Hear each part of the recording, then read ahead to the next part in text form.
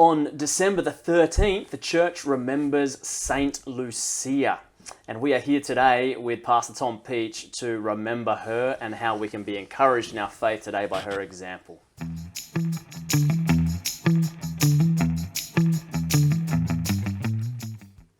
Tom, welcome back. Who is Santa Lucia or Saint Lucia or Lucy? Oh, Lucy, yeah. There are all these different ways of talking about her. She's such a popular saint that she's gone into all these different languages. So there's even a country named after her in the Caribbean. I think you might say it's Santa Lucia, I don't know, but it's something like that. And in English, we often say Lucy. So I don't know, you can stick with whatever you want. I'll stick with Lucy. But she is a martyr. So she died for the Christian faith early on. The year 304 is when they've dated her death to the Diocletian persecution. This is when a particular emperor was in charge, and he initiated a persecution that affected her. She lived in Syracuse in Sicily, so right on the southern Italian peninsula, or not on the peninsula, on an island in Sicily. So that's where she died around the year 304. It's really hard to say much about her because the stories that arise about her arise much later. When I say much later, 100 plus years. So 100 years after, or even a bit more, she begins appearing in lists of martyrs. Suddenly then there'll be a church that's named after her in Rome, I think.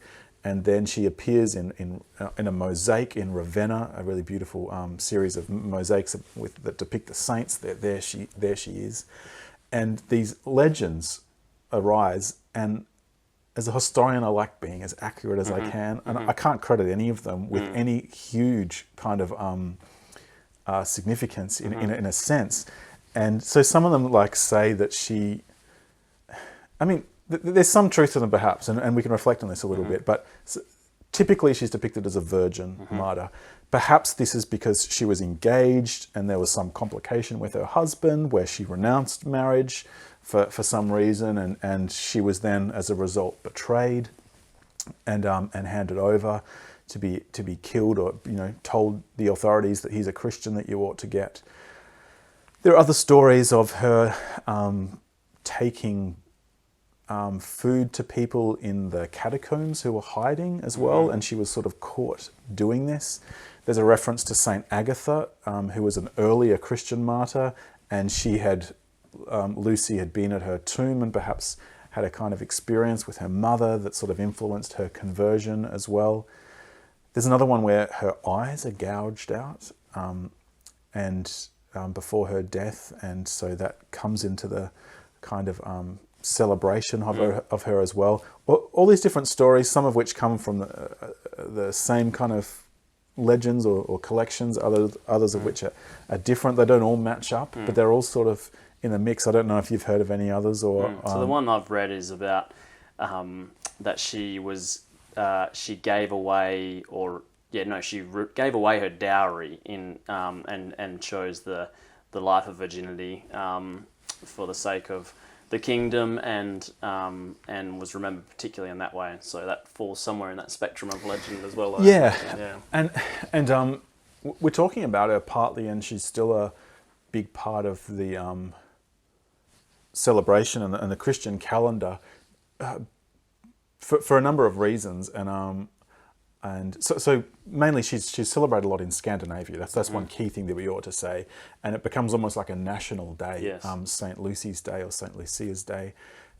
One of the stories is that when she was taking food to people in the catacombs, she would put candles on her head so she could light the way. And so she would descend with food so she can have her hands free to deliver food to people, and have, like we have head torches when you do your gardening late at night or whatever what have you. To this day, then you would have every year in Scandinavia you'll have a festival, and Lutherans love this too. They'll get right into it, often with a girl wearing a headdress with candles on it. I can remember my sister as a child doing this. I can remember going to a concert at her school. She got the role of being St. Lucy. She walks out with the candles on her head. She had to practice her poise lest the wax drip. And often also depicted wearing white. So you'll see this in celebrations of a saint's day with a red sash somewhere depicting her martyrdom, depicting both her purity, her virginity, and also then her martyrdom. And so these are some of the celebrations that crop up around her. I should also mention that in Latin, the word for light is lux or lucis. And so her name, Lucia, Lucia is light. And she's commemorated on December the 13th, which until some calendar reforms recently has been the shortest day of the year in the Northern Hemisphere. Yep. So that's all combined with her celebration, it being the darkest day of the year, a great day for light, connected with this legend of her eyes perhaps being gouged out, that she's someone for those who are blind to take comfort in also, and also that the light that actually illuminates the world is not necessarily just the one we see in our eyes, but actually the one we receive by faith in Christ, who is the light of the world. And there's something even in the midst of darkness, celebrating the light of Christ, which goes beyond just the candle. The candle is a signifier of something far greater than even the sun's light can emit. And of course, in Revelation, we hear the sun won't be necessary anymore. We'll have Christ himself. Yeah, lighting up the city. Yeah, so St. Lucy's Day doesn't work quite so well in the Southern Hemisphere, where we're in December here, and it's light until about 8:30 at night, and so you can understand how these things sometimes grow in particular contexts. Look, that's true. And so then can I give you another reason why I like St. Lucy and why we should celebrate her too? It's because of her meekness, because even of her smallness, because we don't really know much about her even in a way. I think that's actually part of the charm. Almost like we have sometimes the tomb of an unknown soldier, right? Someone who that's a good example. Yeah, we can't actually spell out every detail, but we do know he died for our country. Well, I was gonna just to bounce off that a bit when you were talking about the legends that grow up around her. Like sometimes rightly or wrongly, I have thought about some of the figures in saints in this way. Is that okay? Like, was this all these things happened to this person exactly this way? Who knows? But there were many Christian martyrs in the early church, many women, presumably many who never married, this sort of thing. I'm sure people witnessed many of them being very generous in various ways, and you can't remember all of them, but they want to remember somebody. And there seems to me something actually right then about potentially, it's not quite a composite, but it is this person represents more than just who they are somehow. And this is you're right. So we just see, I think, on the catacomb in Syracuse, Lucia, and I think it's dated as well. That's like the concrete hard evidence, and that itself is so potent and rich in its own way because of you're right. It's left to us to imagine to some degree as well.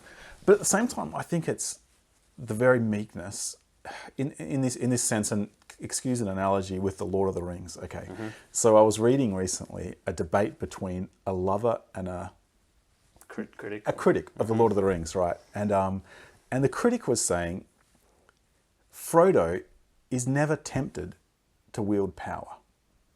That in the original, so Tolkien sort of draws on Wagner, and in that kind of myth, the world has gone to pot because someone has exchanged love for the sake of power.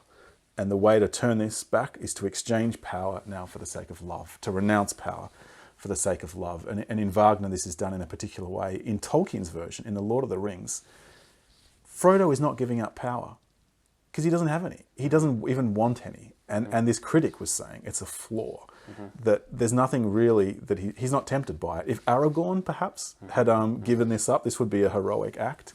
But Frodo's not going to be the Lord of the Ring. He doesn't want to be. Like, it's just not in who he is. I think it's an interesting comment, right? The response is really fun though too, saying, well, that's precisely why it's rich, right? Precisely why it's strong. And he actually, the responder, brought up the Virgin Martyrs of Rome, and he said, it's actually because of Frodo's meekness that he provides this different kind of power to Sauron. And this is like David and Goliath. It's like, Frodo and Sauron, and it's like Lucia and Caesar in a way, Lucy and Caesar, because Caesar was instigating this persecution. Here is this meek virgin martyr, and she's actually somehow a threat. She plays a part in the overthrow of Caesar. She's not going to be Caesar. She doesn't want to be Caesar. She doesn't want that kind of power. And yet her power is of a stronger kind. And so it's actually her meekness, Frodo's meekness, Lucia's meekness, that within a few decades after Lucia's death, the Roman Empire is Christian. And this is from a pagan, at her time, a pagan emperor killed her. And but they're Christians soon. And she actually reveals the nasty power structures by her death, and so in her meekness and in her unknownness, in a way, bears witness to this power that is stronger than anything the world can offer. So Saint Lucy, or Lucia, depending on how you want to pronounce it, December the 13th, and an encouragement especially to remember the ways in which God is at work, even and perhaps especially through meekness and the little Christians in our world. Thanks, Tom. Great to have you back on today, and God bless you. Great pleasure. Thanks. See you later.